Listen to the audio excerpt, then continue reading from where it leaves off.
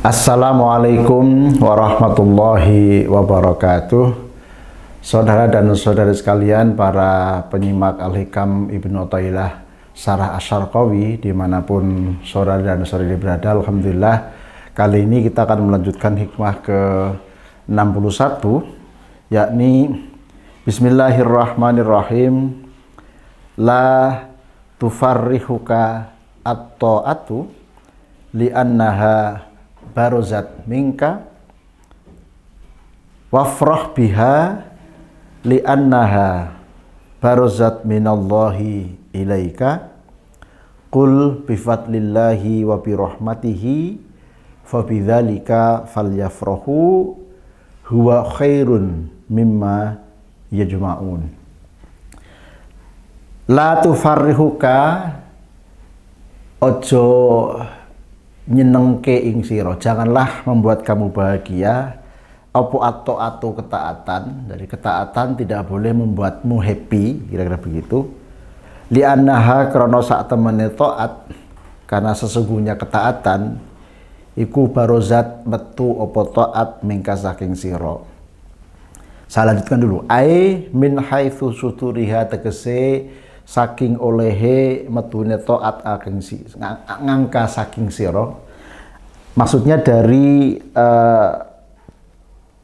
terlahirnya ketaatan dari kamu, ya, bi ikhtiarika, sebab olehe ikhtiarira, wa haulika lan kekuatan rekodoyon yira, wa kuwatika lan kekuatan yira. Fahadha mengkotawikilah kebahagiaan atau happiness atau bangga begitu ya, atau kegembiraan iku farahun mazmumun, kegembiraan yang dicela, ya. Manhiyun anhu, sekaligus juga yang dilarang, muhbitun turkang menghilangkan laha maring ketaatan. Apa yang dimaksud dengan frasa pertama, la tufarrihu ta'atu li annaha barozat minka? Lagi-lagi untuk yang kesekian kalinya, saudara dan saudari yang saya hormati, Ibnu Athaillah memberikan warning atau mengingatkan kepada kita bahwa jangan sekali-sekali kita menjadi orang yang berbangga karena sesuatu yang kita hasilkan dari diri kita, meskipun itu adalah kebaikan. Jadi mengapa saya katakan untuk kesekian kalinya, di awal sekali di hikmah yang pertama kita sudah ulas cukup lama gitu ya. Min alamatil i'timadi alal amal nuqsanur raja'i inda wujudi zalal. Salah satu tanda orang yang berpegangan kepada amal adalah berkurangnya harapan ketika dia berbuat salah. Hikmah yang pertama ya dari Ibnu Athaillah sudah mengingatkan kepada kita agar kita tidak boleh berpegangan kepada amal. Lalu message-nya adalah berpegangan kepada siapa ya? Berpegangan kepada Allah, zat yang mampu memberikan kita berbuat amal atau melakukan perbuatan baik. Nah, oleh karena itu ini yang hikmah ke-61 sekali lagi ya, kalau kita menggunakan teorinya Julia Kristeva, intertekstualitas namanya, atau intertekstuality, membaca satu teks membandingkan dengan teks yang lain ya, saya aplikasikan, saya terapkan dalam membaca hikmah ke-61 ini. Jadi sudah ke-61 masih ada kaitannya dengan hikmah yang pertama, bahwa kita tidak boleh berbangga, tidak boleh bergembira ketika telah selesai melakukan perbuatan baik, dan itu seolah-olah karena kemampuan kita melakukan itu. Lalu sikap apa yang harus kita kedepankan? Jadi kita boleh berbahagia, ya, boleh merasa marem, kata orang Jawa bilang gitu ya, habis berbuat baik, tapi maremnya itu karena apa? Karena anugerah Allah memberikan kekuatan kepada kita untuk melakukan kebaikan. Jadi kebahagiaan atau kegembiraan ya yang diperbolehkan itu adalah kegembiraan yang mendasarkan keberhasilan sesuatu yang kita lakukan, kebaikan yang kita lakukan, karena semata-mata ada peran, maunah, pertolongan, dan kekuatan Allah di dalam diri kita. Sehingga kita akan kembali kepada hikmah ke-10 ya, bahwa al-a'malu suwarun qaimatun wa arwahuha wujudu sirril ikhlasi fiha. Bahwasanya amal perbuatan adalah hanya wadah, hanya casing yang kosong gitu ya. Sementara sirnya atau apa namanya, esensi atau substansi dari amalan perbuatan adalah adanya keikhlasan di sana. Nah, ketika kita sudah melakukan perbuatan baik lalu disertai dengan keikhlasan, ya, ini ujian yang berikutnya adalah jangan sampai kita berbangga, bergembira karena semata-mata itu berhasil keluar dari diri kita tanpa ada peran Allah. Nah, oleh karena itu frasa berikutnya menjadi sangat penting, ya.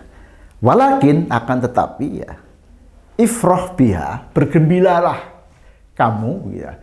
Ifrah seneng sapa sira biha kelawan taat dengan perbuatan baik, li annaha krana sak temene taat, karena itu sesungguhnya ketaatan tadi iku barozat metu atau keluar atau dihasilkan apa taat minallahi saking Allah ilaika maring sira.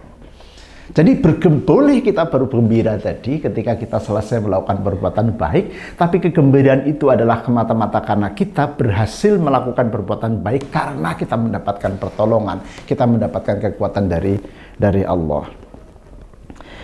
Jadi syarahnya kalau kita bacakan ai min haitsu syuhudiha, tegese saking kenyataan ketaatan tadi, minallahi dari saking Gusti Allah, nikmatan krono nikmat atau anugerah, minhu saking Allah, wa fadlan sekaligus juga anugerah gitu ya. Jadi kita berhasil melakukan perbuatan baik, kita keberhasilan kita melaksanakan perbuatan baik itu dilandasi oleh sebuah kegembiraan karena kita mendapatkan anugerah kemampuan dari Allah untuk melakukan kebaikan. Ini yang tadi saya hubungkan dengan hikmah yang pertama sekaligus hikmah yang ke-10. Bahkan kalau kemudian kita kembangkan lagi, ya, kita bisa mengingat hikmah yang ke-14, al-kaunu kulluhu zulmatun. Segala sesuatu pada hakikatnya adalah gelap, non-existence, tidak wujud. Wa innama anarahu zuhurul haqqi fihi. Ingat hikmah ke-14. Sesungguhnya atau sejatinya segala sesuatu menjadi ada, menjadi wujud karena intervensi, karena kekuatan dan kekuasaan Allah yang ada di dalam segala sesuatu tadi itu. Lalu karena itu, saudara dan saudariku yang saya hormati, ya, bahwa keberhasilan kita melakukan perbuatan baik tadi di samping sudah dilandasi dengan ikhlas sebagai sebuah substansi dari perbuatan baik, maka yang berikutnya adalah kita mensikapinya, ya, dengan kegembiraan semata-mata karena kita diberi kekuatan oleh Allah, diberi pertolongan oleh Allah untuk melakukan perbuatan baik tersebut. Min haitsu syuhutiha minallah nikmatan minhu wa fadlan, sebagai bentuk kenikmatan sekaligus anugerah dari Allah. Nah, kalau kegembiraan yang seperti ini seperti apa syarahnya? Fahadha huwal farahul mahmudu al-matlubu minal abdi. Fahadha mengkutawi kila farah, ya, atau kegembiraan, huwa utawi hadha iku al-farahu, tegese kegembiraan al-mahmudu kang den puji, yang dipuji, al-matlubu yang kang den suprih, yang dimaksud minal abdi saking kawula dari seorang hamba.